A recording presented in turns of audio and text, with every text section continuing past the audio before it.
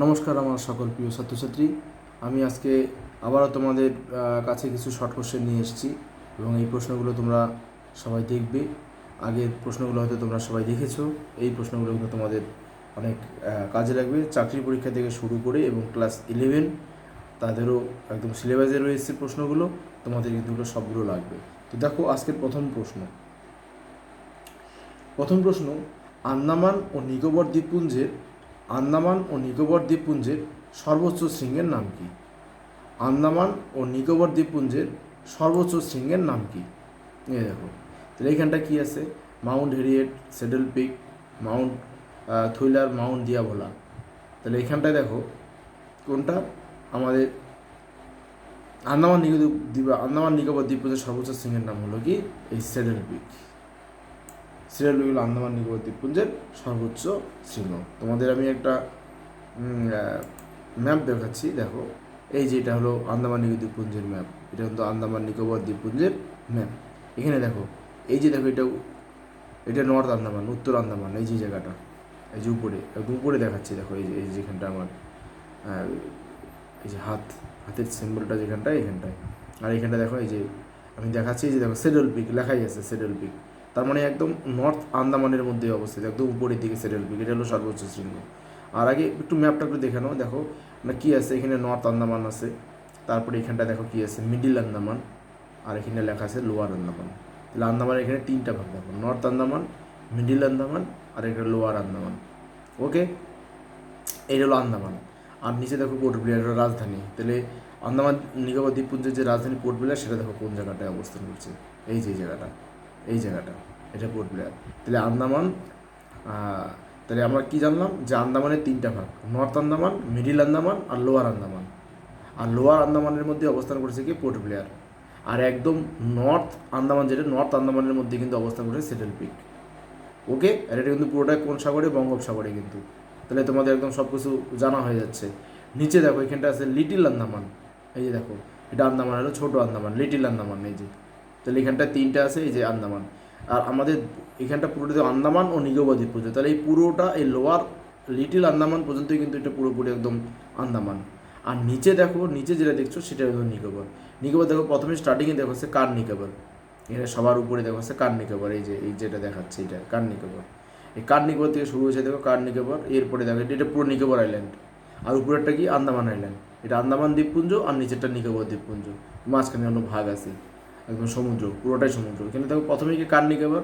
কার নিকোবরের দেখো এখানে পরে কতগুলো আছে, একদম এই যে এখানটায় আছে দেখো লিটল নিকোবর, কার নিকোবর। এর নিচে দেখো লিটল নিকোবর, এটা লিটল নিকোবর। আর একদম সবার শেষেরটা দেখো আছে গ্রেট নিকোবর। এটাই সবথেকে নিকোবরের মধ্যে সব থেকে বড়, এটা হলো গ্রেট নিকোবর। তাহলে এখানে নিকোবরের মধ্যে কার নিকোবর দিয়ে স্টার্ট, গ্রেট নিকোবর দিয়ে শেষ। এবং এর সবার মাথায় যেটা আছে সেখানেই কিন্তু ইন্দিরা পয়েন্ট, একদম লাস্টের দিকে ইন্দিরা পয়েন্ট। আর এরপরে কিন্তু তোমার চলে গেল সেই ইন্দোনেশিয়া, এদিকে চলে গেল।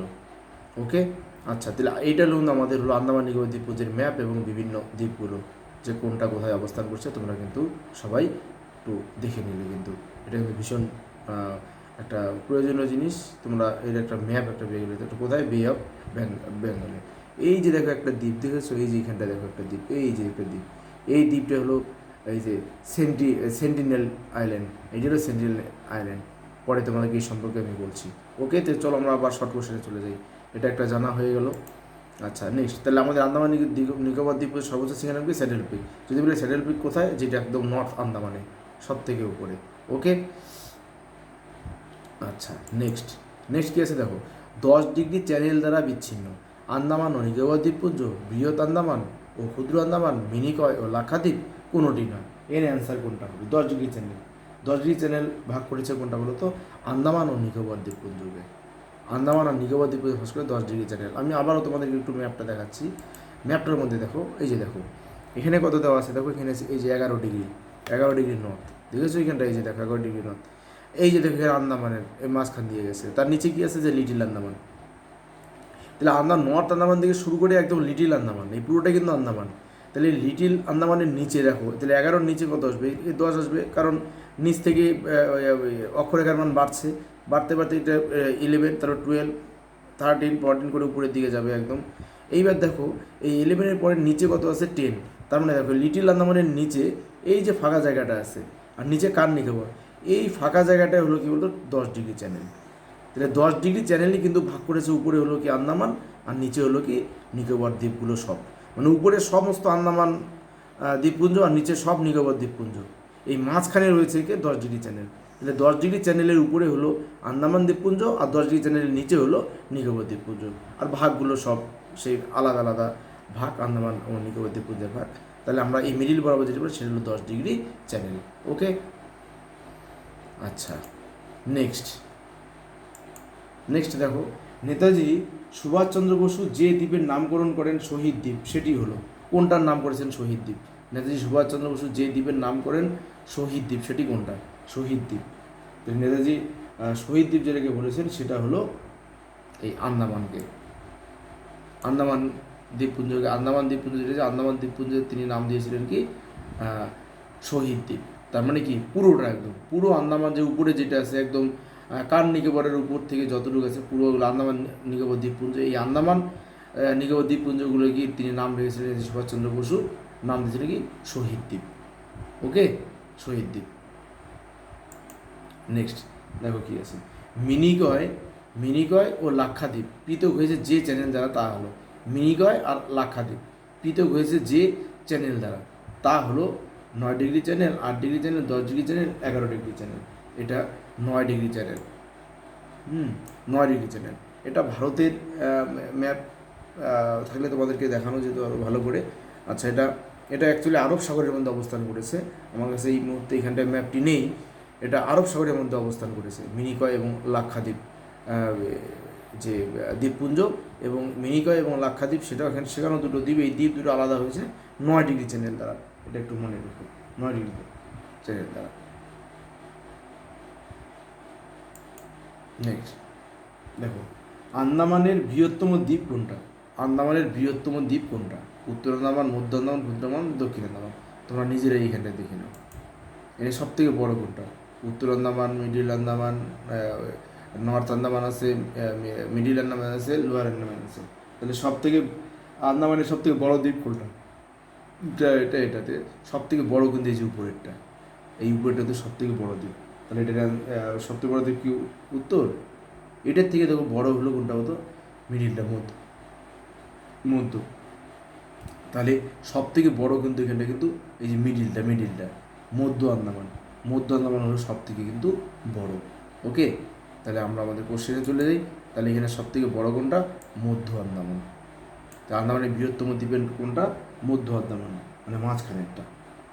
ওকে, নেক্সট দেখো কি আছে, যে উচ্চগাঙ্গীয় সমভূমি যে রাজ্যে সর্বাধিক বিস্তার লাভ করেছে, মানে বিস্তার, উচ্চগাঙ্গীয় সমভূমি যে রাজ্যে সর্বাধিক বিস্তার লাভ করেছে সেটি হলো কোন রাজ্য? উচ্চগাঙ্গীয়, গঙ্গার উপরের অংশ। গঙ্গা আসছে গঙ্গোত্রী হিমবাহ থেকে, সেই গঙ্গোত্রী হিমবাহ। তাহলে এটা পুরোপুরি কোন কোন রাজ্যের উপর দিয়ে? অবশ্যই উত্তরপ্রদেশে উচ্চগাঙ্গের সমভূমি পুরোটাই উত্তরপ্রদেশের মধ্যে অবস্থান করছে। ওকে, এই উচ্চগাঙ্গেয় সমভূমিতে সৃষ্ট যে জলাভূমি, এখানে একটা প্রশ্ন মনে রেখো, যে উচ্চগাঙ্গেয় সমভূমি যে রাজ্যে সর্বাধিক বিস্তার সেটা হলো উত্তরপ্রদেশ। আর এই উচ্চগাঙ্গেয় সমভূমিতে যে সমস্ত জলাভূমি সৃষ্টি হয়েছে সেই জলাভূমিগুলোকে বলা হয় কি বলো তো? কোর। কি বলে? কোর বলে, কোর। এটা একটু আমি জাস্ট এমনি একটু তোমাদেরকে দেখিয়ে দিচ্ছি। কয়ৌকা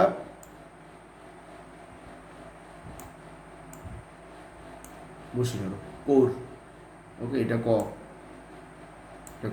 এটা কৌর। কি বলে? যদি বলে যে উচ্চগাঙ্গীয় সমভূমিতে এই যে দেখো কি বলে এটাকে, এই যে কৌর।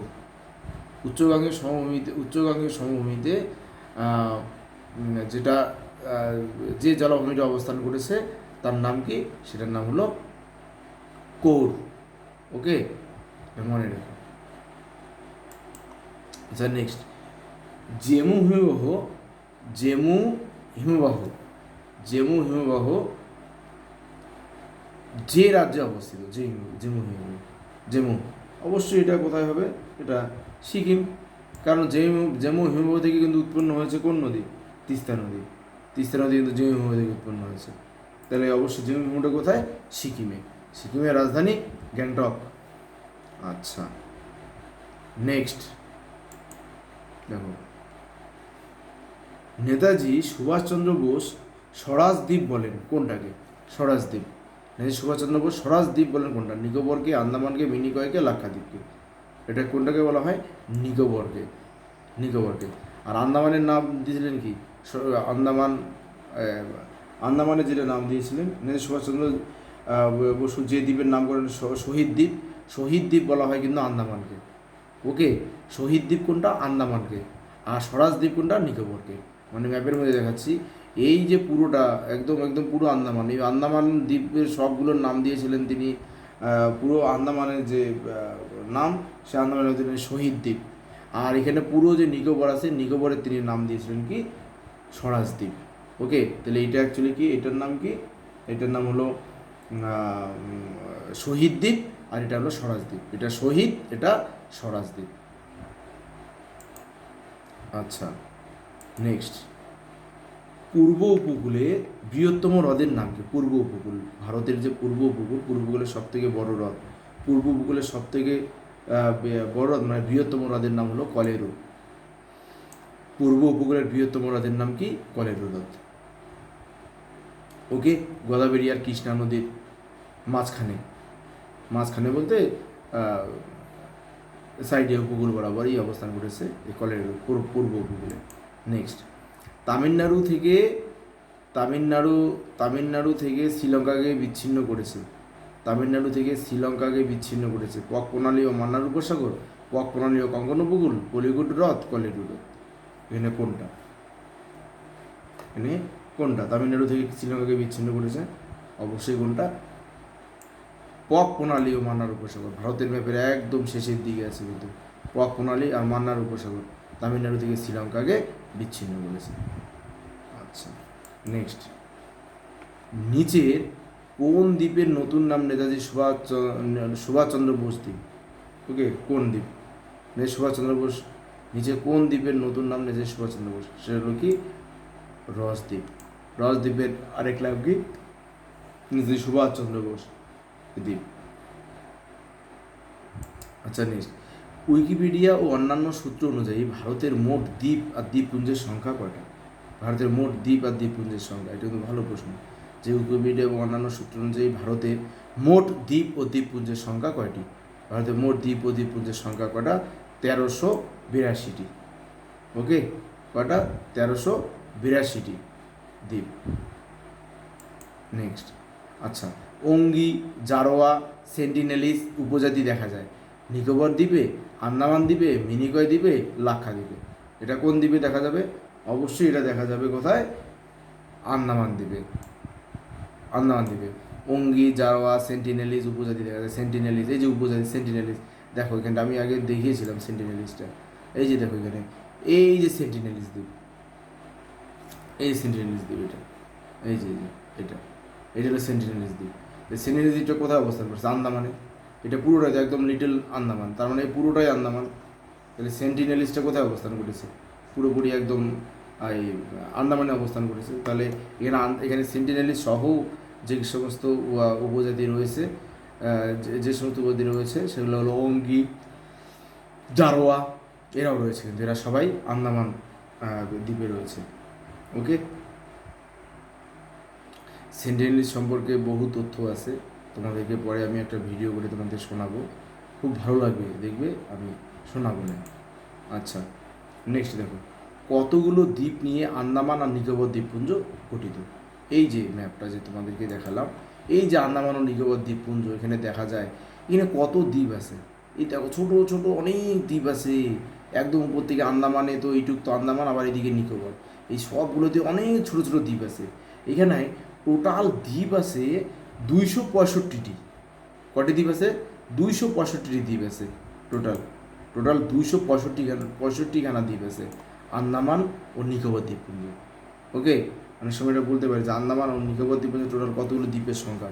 বলবে 265টা দ্বীপ রয়েছে এখানে। আচ্ছা, নেক্সট দেখো, এলিফ্যান্টা দ্বীপ কোন শহরের কাছে অবস্থিত? এলিফ্যান্টা দ্বীপ, এলিফ্যান্টা দ্বীপ এটা একটা ভালো দ্বীপ। এই এলিফ্যান্টা দ্বীপটা অবস্থিত মুম্বাইয়ের কাছে। কোথায়? মুম্বাইয়ের কাছে। এই যে মুম্বাইয়ের কাছে এলিফ্যান্টা দ্বীপ। এলিফ্যান্টা দ্বীপ তাহলে কি? মুম্বাইয়ের কাছে। ওকে, তার মানে কোন সাগর? অবশ্যই এটা আরব সাগর। এলিফ্যান্টা দ্বীপ কোন সাগর? তাহলে আরব সাগরে অবস্থিত এলিফ্যান্টা দ্বীপ। এলিফ্যান্টা দ্বীপ আরব সাগরে। নেক্সট দেখো, এখানে দেওয়া আছে যে ছোটনাগপুর মালভূমির সর্বোচ্চ শৃঙ্গ কোনটি, বা সর্বোচ্চ শৃঙ্গের নাম? ছোটনাগপুর মালভূমি সর্বোচ্চ শৃঙ্গের নাম কি? তো ছোটনাগপুর মালভূমি অঞ্চলের যেটা সেটা হলো পরেশনাথ।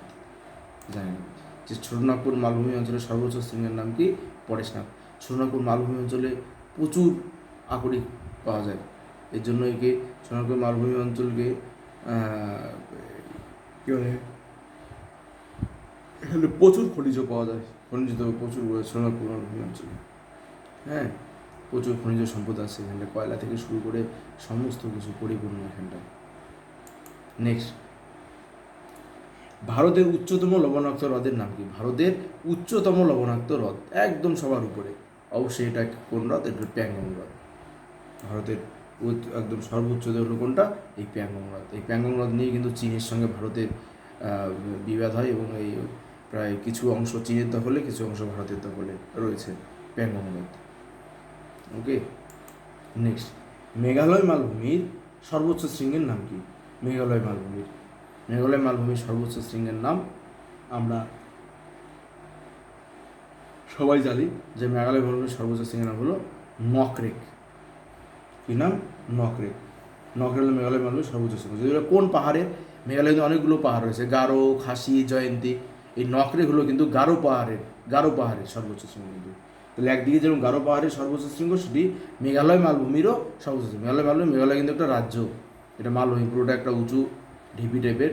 এই মেঘালয় জন্য মালভূমি বলে। মেঘালয় মালভূমি আর ছোটনাগপুর মালভূমি, এই দুই মালভূমির মধ্যে মিল আছে, কিন্তু এদের শিলার গঠন, ধরন, বৈশিষ্ট্য প্রায় একই রকম। হ্যাঁ, মেঘালয় মালভূমি ছোটনাগপুর মালভূমিরই অংশ, অর্থাৎ ছোটনাগপুর মালভূমি মেঘালয় মালভূমি দুটো প্রায় একই। আর এই মেঘালয় মালভূমির যে সর্বোচ্চ শৃঙ্গ সেটা হলো নকরেক। কোন পাহাড়ে? সেটা হলো গারো পাহাড়ে। ওকে, গারো পাহাড়ের সর্বোচ্চ শৃঙ্গ। আর এখানটায় কে আছে? কামেট হলো কোন পর্বতের? কামেট কিন্তু জাস্কর পর্বতের সর্বোচ্চ শৃঙ্গের নাম হলো কামেট। এটা মনে রাখবে, কামেট কোন? জাস্কর পর্বতের সর্বোচ্চ শৃঙ্গ হলো কামেট। আরেকটা কি আছে? দাপাবুম হলো পূর্বাচল, যেটাকে আমরা কি অরুণাচল প্রদেশ, আর মিসবি পর্বত, অরুণাচল প্রদেশ বা মিসবি পর্বত, যেটাকে পূর্বাচল বলে। এই পূর্বাচলের কিন্তু সর্বোচ্চ শৃঙ্গ হলো দাপাবুম। আর ধূপগড় আমরা জানি, ধূপগড় হলো সাতপুরা পর্বতের সর্বোচ্চ শৃঙ্গ।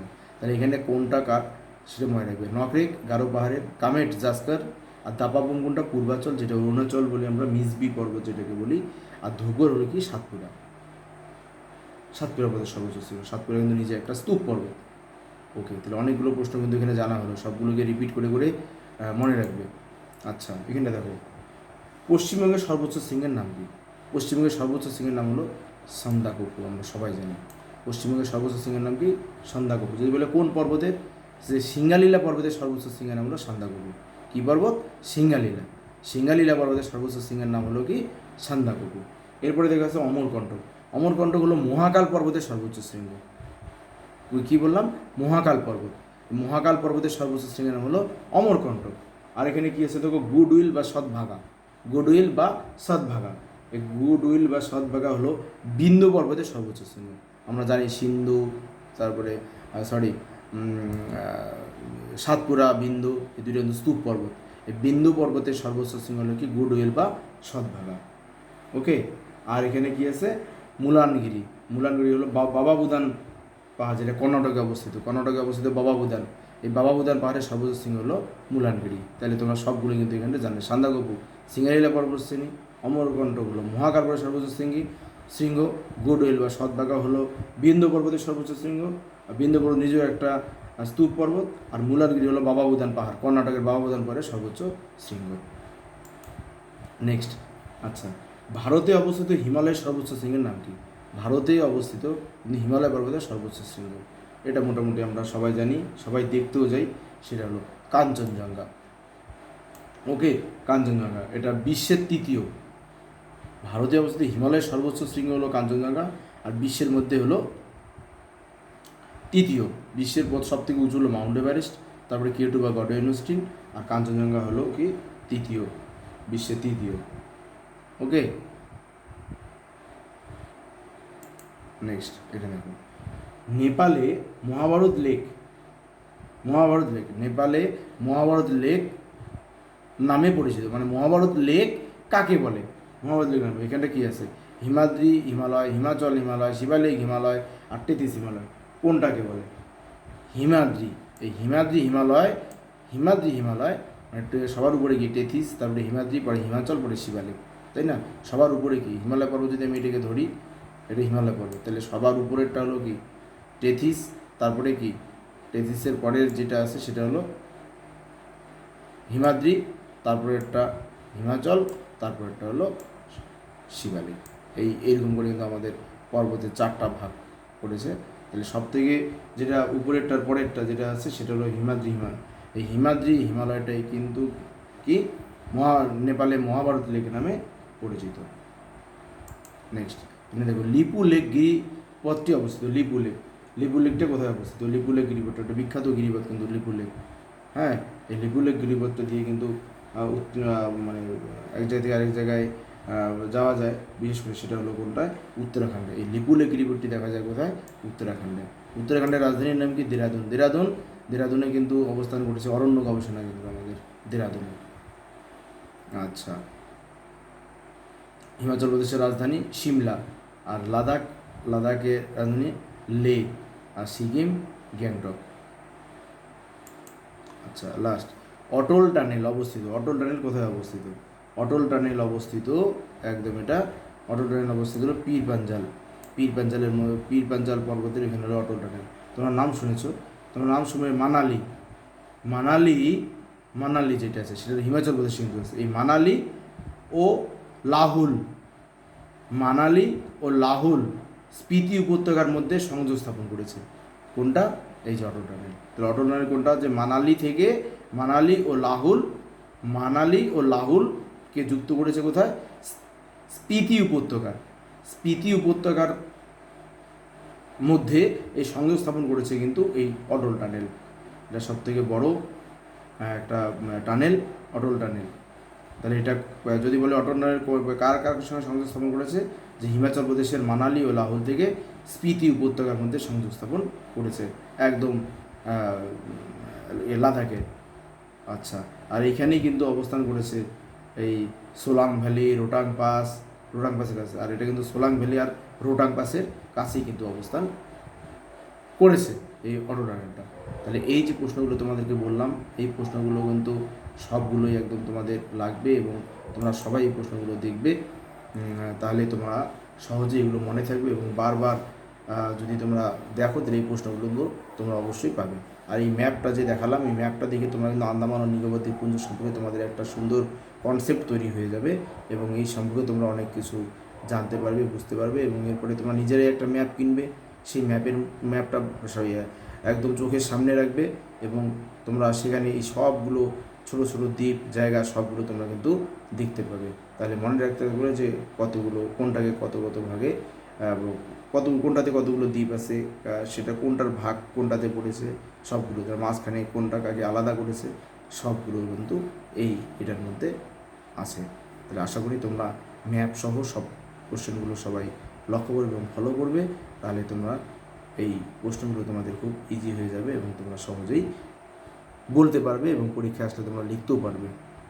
সবাই ভালো থাকবে, ধন্যবাদ।